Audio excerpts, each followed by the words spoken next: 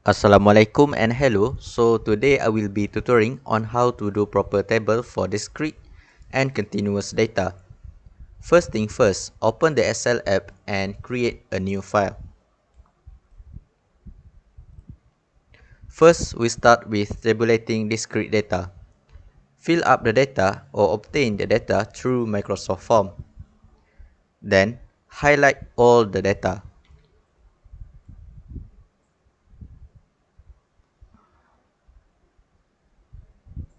Then, click Insert button and then click Pivot Table.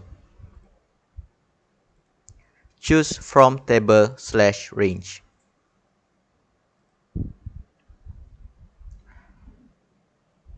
Make sure to select New Worksheet and click OK.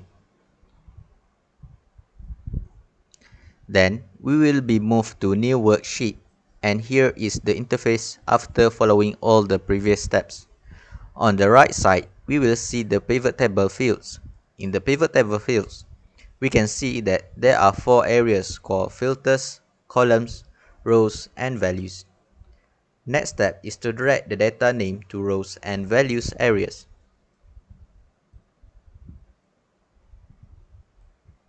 Click the data name in the values areas and then choose value field setting.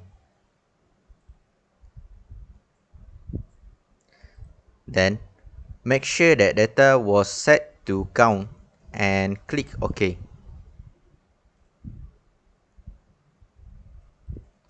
So, this is the table that we will get once we follow all the previous steps. Next, we are going to tabulate continuous data. The steps are pretty much the same with discrete data. First, fill up the data or obtain the data through Microsoft Form. Then highlight all the data.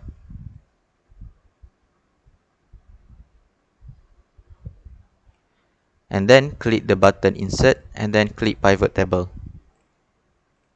Choose from table/range.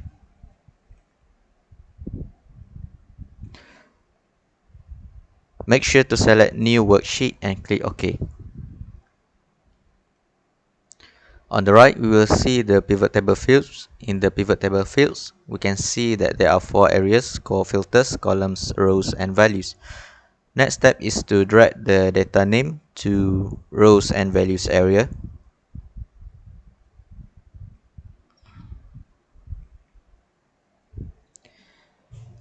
Click the data name in the values area and then choose value field setting. Then change the data from sum to count and click OK. This is the table that we will get once we follow all the steps. Then click any data in a row label and click Group to create frequency distribution table.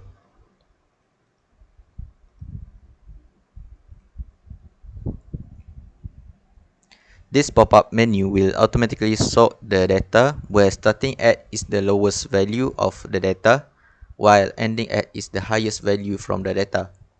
Fill in your required width. You can use the search formula and class width formula to get the rough idea.